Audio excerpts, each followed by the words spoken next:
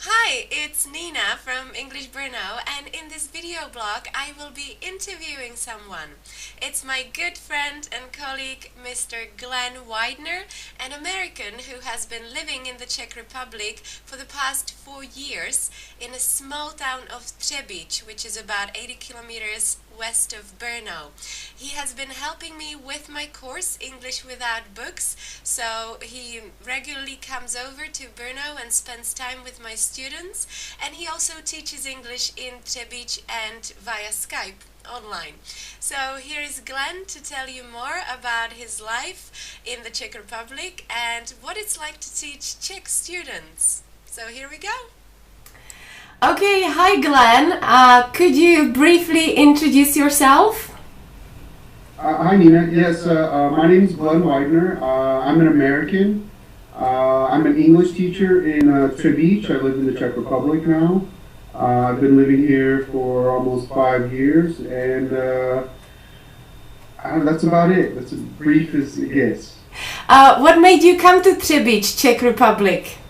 I came here 5 years ago when an American friend of mine who was living in Moravské Budějovice with his wife, he called me and said, Glenn, would you like to come to the Czech Republic and start a business with me? So at the time, I don't know what I was thinking. I said, why not? And a few months later, I moved here. So Třebíč, can you tell me a little bit about Třebíč? Yeah, Třebíč is a great town. It's not small, it's not big. It has about 40,000 people, and there are a few historical attractions here. Mostly are the UNESCO places like the Jewish Quarter and the Basilica. But there are also some other things to see here too. Okay, so you first started a business with your friend, but gradually you became an English teacher. How did that happen? Just one day, this was after my business partner returned to America. I wasn't really sure what I was doing, where I wanted to go, and phone call from a friend, and a Czech friend. And he said, hey Glenn, do you know anybody who would be interested in teaching a native speaker who would be interested in teaching English? And I thought, well, I'm learning Czech. Can I do it? And he said, yeah, you can do it. So I got my business license a few weeks later, and I started teaching English at the nuclear power plant in Dukovany here. So how many students do you teach at the moment? At the moment, I'd have to look at my spreadsheet. I love spreadsheets, but I think every week I have 23 students that I see. Okay, so do people from a smaller town need to speak English? What is their motivation?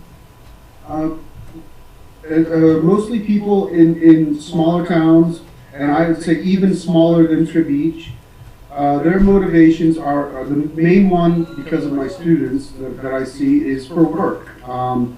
Whether they work for a German company, a Czech company, these companies see the future as having to deal with other businesses, and the international business language is English. So, and then other motivations, lots of my students are mothers, for example. So this is a hobby for them. It's something for them to do, to get away, do something for themselves, and improve themselves.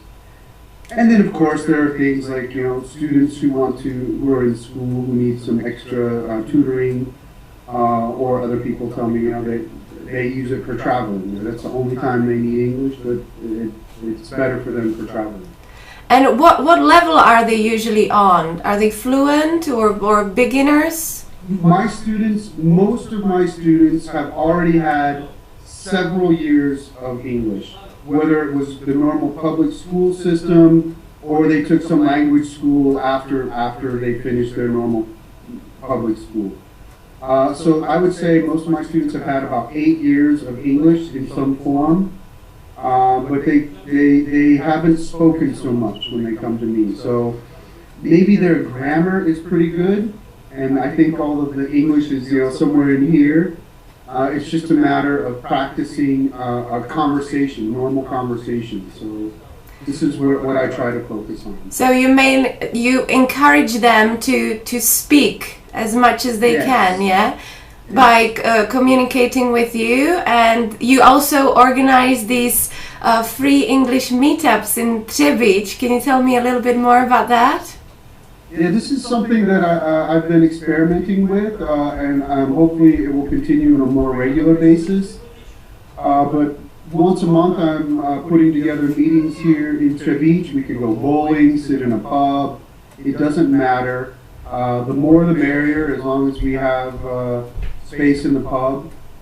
So I will post an invitation on Facebook, and whoever signs up can come, bring friends, and again, the point of the meeting is to speak English. So anything, ask questions. And for me, I guess the biggest reward that I've seen out of this so far, I've seen this a few times, is when I leave the table to go to the toilet or to do whatever, to pay the bill, and I come back. And they still speak English. Yes, I love that too. It's great. Yes, yeah. So my final question for you would be, could you tell us a little bit about some typical mistakes that Czech students make? I have my list. I don't know if every teacher has a list like mine, but what I focus on mostly with my students are basic things. So using and how to use the verbs have or is, for example. I would say the biggest mistakes with have are things like they typically are taught have got, they aren't taught have, and what they say when they come to me, they'll say, I haven't any money, or I haven't something to do, or I have, it just doesn't sound right. So I'm trying to get them to use have and have got correctly. Modal verbs, I think, are very important. There aren't so many of them, so I think I focus on those a lot, especially the verb must, where I would prefer that most people use have to when they speak. Must is just really strong, and we don't use it as often as the grammar books might tell you to use it. Okay. All right. Well, I'm hoping to make a few more videos with you where we can discuss more of these specific problems that Czech students have. But for now, I would like to say goodbye, and maybe you could say something in Czech to finish the video. Nashledanou.